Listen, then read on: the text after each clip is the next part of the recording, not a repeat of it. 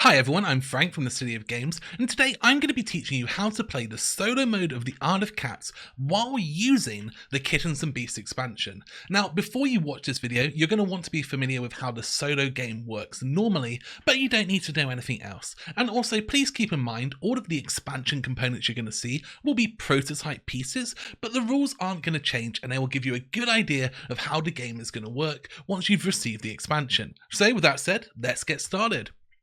We're going to set up the game just like we would in a normal solo mode. So we're going to put out our cat meeples, our fish tokens, set up the island, put out our Oshaks, we set up our sister space over here, and in fact you'll be pleased to know that none of this changes. Everything works exactly the same way.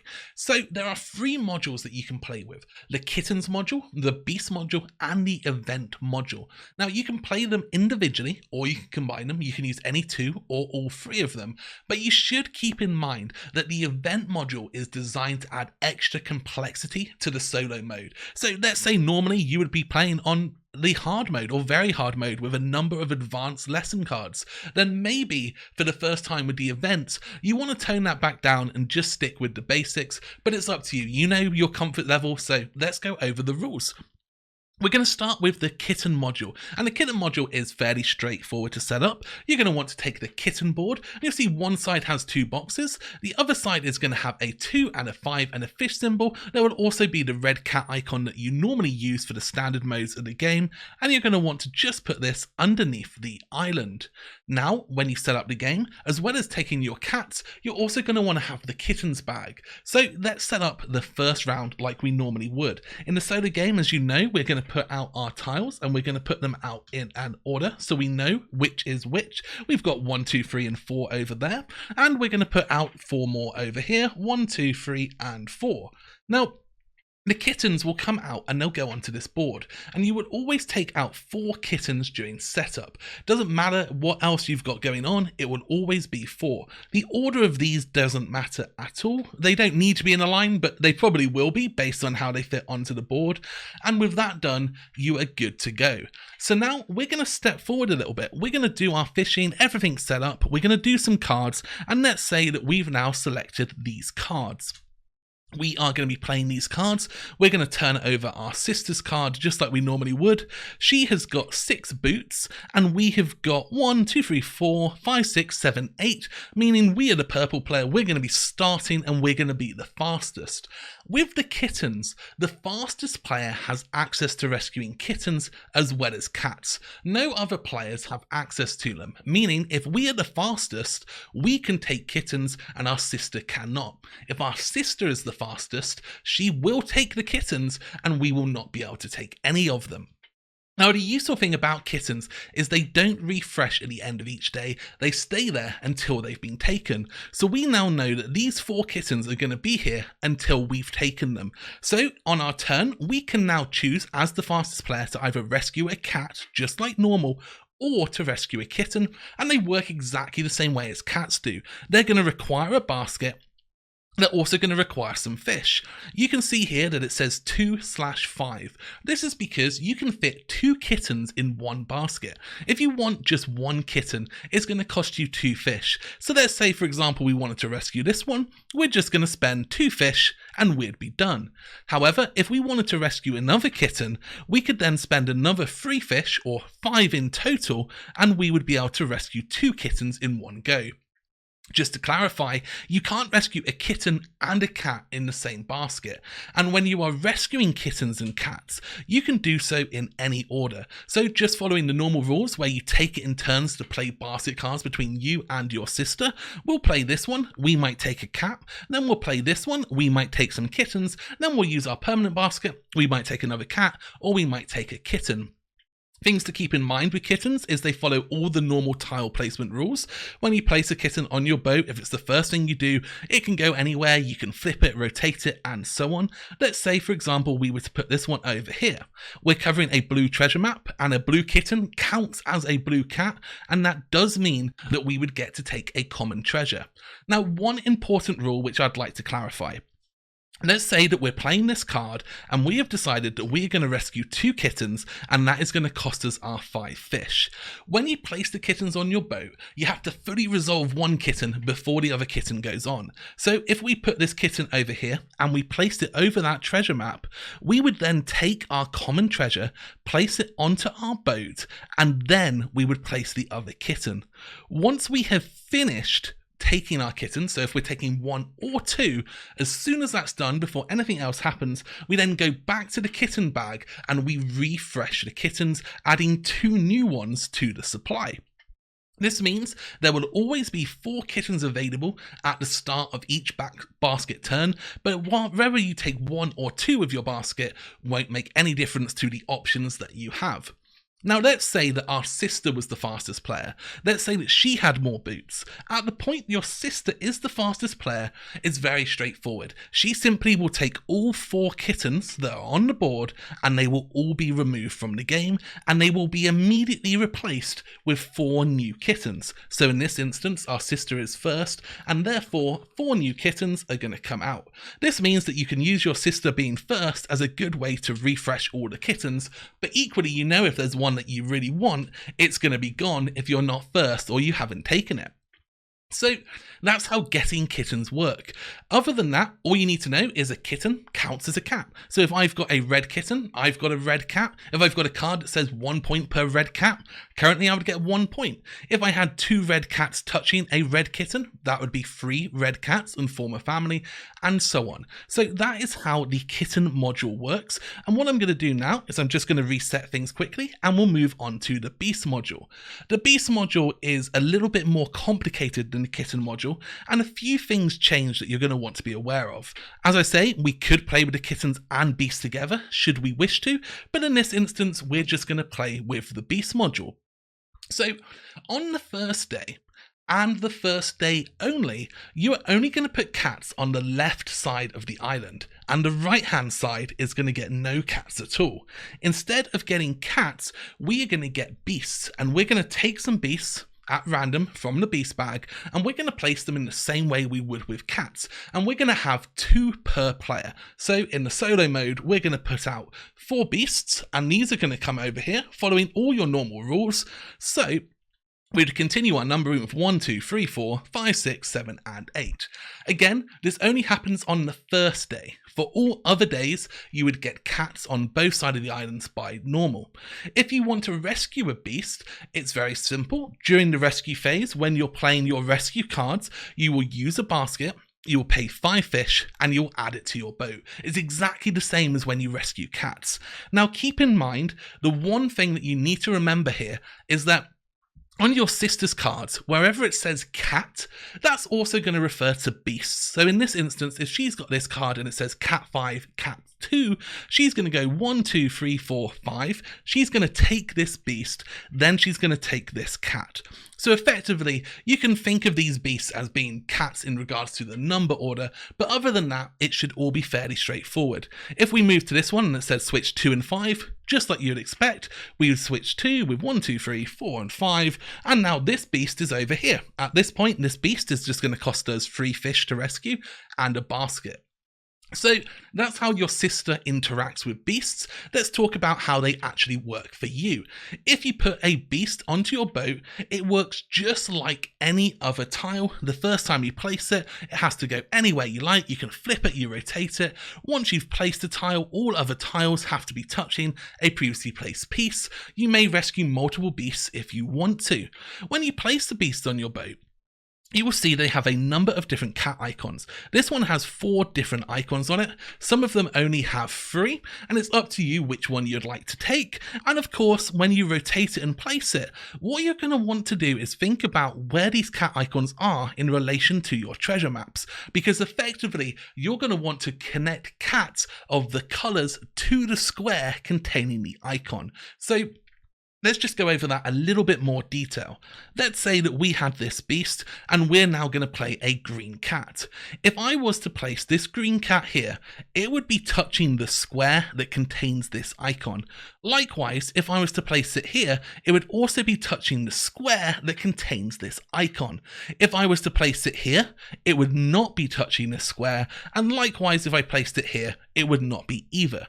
You can of course place it in a way where some parts are touching the square and some points aren't, but if you want to form a friendship with the beast, you need to have at least one square of your cat that matches the color of the icon touching the square that contains the icon. So we've started to form up a friendship. Next thing we're going to do is we're going to take another green cat and we're going to place it here, and we're trying to build up a family. Once you have a family of 3 cats, this friendship is now formed. So this beast has become happy, and you'll notice that we've got an additional supply of beast meeples, and you can take any of them you like. They all mean the same thing. Choose the color, choose your favorite, and place it between the space of the cat and the icon where the friendship has been formed. So we'll place it here because these areas are all touching. This means that this family is now connected to this beast and they have formed a friendship. And at the end of the game, we're going to score points for each friendship we have.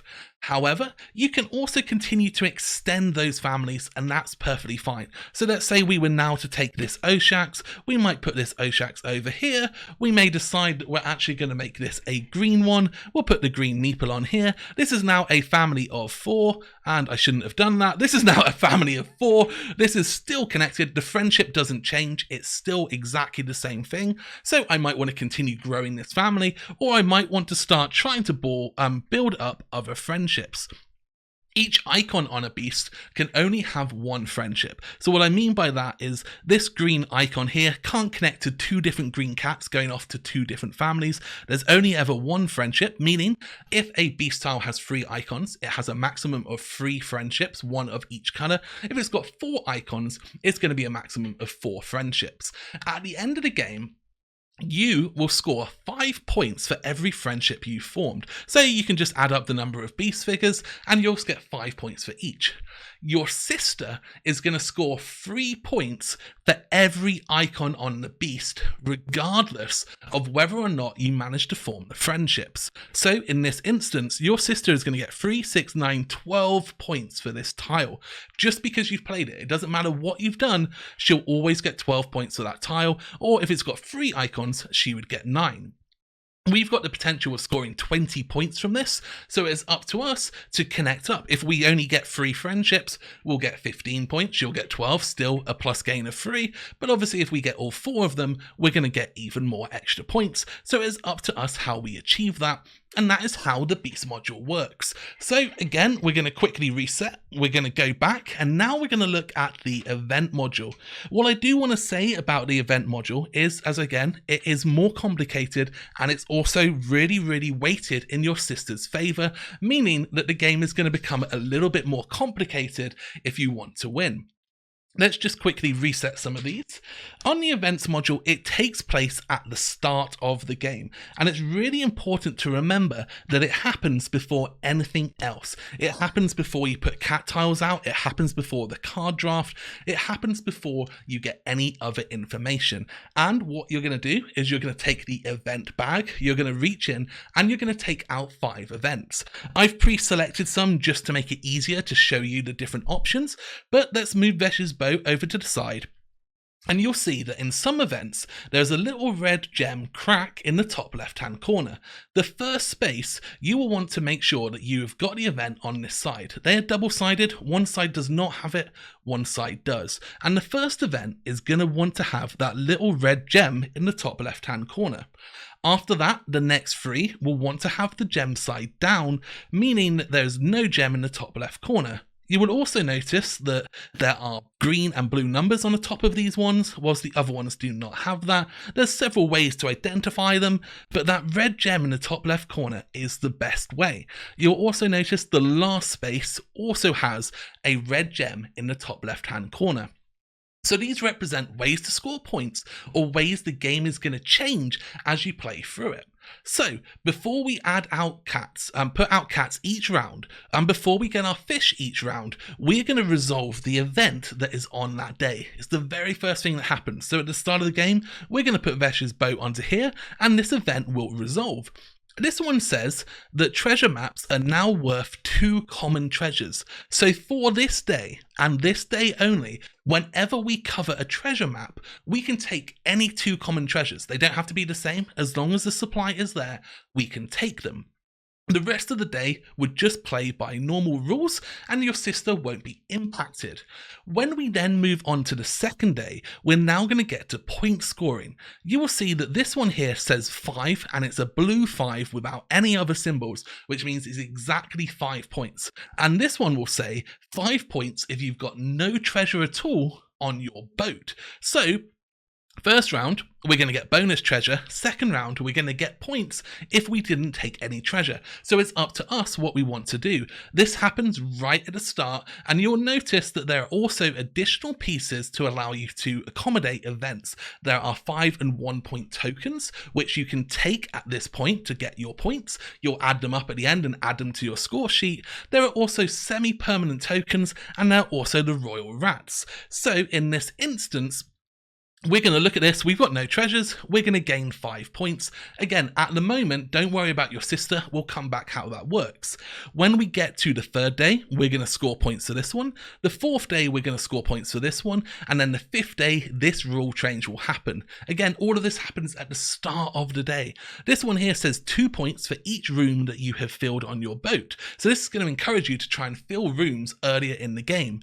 This one is going to give you 1 point for every visible rat on your boat that is touching a cat, which means it's going to want you to leave rats visible for as long as possible. But you can see our sister's got 5 points per visible rat, so how much are we going to gamble that?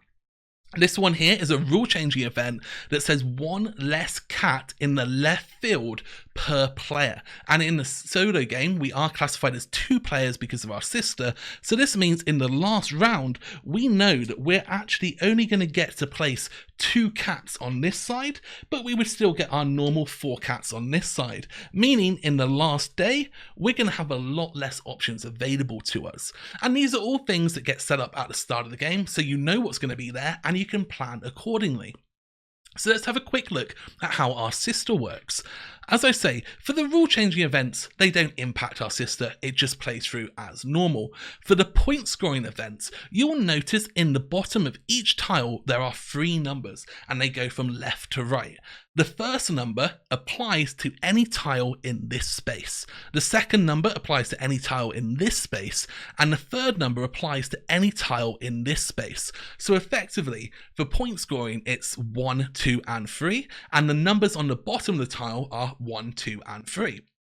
And this represents how many points your sister is going to get for that tile, regardless of what you have done. So for example, this tile here, which says we're going to get 5 points for having no treasure, if it's in the first slot, our sister will get 8 points. So she's always going to get 8 points for that, and we can only get a maximum of 5, which means she's going to get a 3-point advantage. But if we've got any treasures at all, she's going to get an 8-point advantage. In the second position, she's going to get 7, and in the last position, she's going to get 5. So best case, we can draw with her if it's here, or we're going to lose points if it's there. And these events are really designed to push you and make you have to adapt and really focus on achieving these 3 things. Because if you don't achieve them, your sister is going to gain 5, 10, 15 points more than you per event, just like having more lesson cards. Let's take a look at this one. This one says 2 points per filled room for us. If it's in the first slot, your sister's going to get 2 points. So if you filled a room and she's going to get 2 points, you're going to get 2 points. In the second slot, she's going to get 4. And in the last slot, she's going to get 8, which means that you're going to want to make sure that if you get to here, you've got at least 4 rooms filled already by the start of this round. Finally, 1 point per visible rat next to a cat.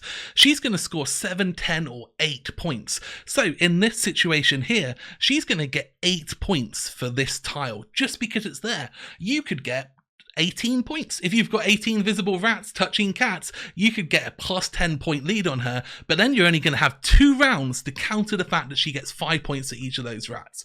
So as I say, these are designed to be a little bit more tricky. There are also other special events that happen, such as semi-permanent tokens, the royal rats, and these are all described in the back of the rulebook. If you have a look, there's a nice quick reference for each of the tiles. They tell you what they're going to do and how they're going to work. What I would like to do is finally just finish by explaining these 2 extra components, because they do have a few extra rules. These are called semi-permanent tokens, and they are something that you can get from an event. When you get one, at the time you get it, you have to choose whether you want to take 4 boots or whether you want to take 1 basket. Once you've made that decision, place it face up by your permanent baskets, and now at any point in the game when you're playing your rescue cards, you can opt to play this as well. So for example, I could play these. And let's say that I'd chosen some boots and I'm really desperate to be the first player in this last round. I've got 7, 8 boots, but I could throw this into the pile and now suddenly I've got 4 more. When I play this, it gets removed from the game, so I can store it for multiple days, but once it's been used, it's been used. And just like your cards, even if I play a basket and I don't end up using it, this token would now classify as being used and it would be discarded. The royal rats, again, are something that only impact you, just like the semi-permanent tokens. Your sister won't get one, and when you get a royal rat, you immediately have to place it on your boat. These classify as a tile. If this was the first thing I was to get on the very first event, it would be the first thing on my boat, and therefore I can put it anywhere. However, once it's been placed, every single piece I place from then on is going to have to touch that or another piece on my boat. Royal rats can go over normal rats, they can go over treasure maps, they can go anywhere you wish, and at the end of the game, they're going to be worth -3 points. Now, the advantages of royal rats is that they do count as filling the space. So if I had that one there, and I also had this one here, then this would classify as this room being filled. They also count towards all cards, so 5 points per visible rat would include the royal rat. And if I had a lesson card that said, 1 point per rat on my boat, this is going to give me an extra point. Finally, with the royal rats, you do have the ability to remove them. If you have a royal rat on your boat and it is touching a cat, you can spend 1 fish at any time you like prior to final scoring to remove that rat from the game. When you do that, you simply return it to supply. It costs you 1 fish, it has to be touching a cat on your boat, and once you've spent that 1 fish, then you can remove it. So that gives you all of the rules for the solo mode for the Kittens, Beasts and events. If you've got any questions at all, feel free to ask me in the comments below. I hope this has been helpful, and until next time, keep on adventuring.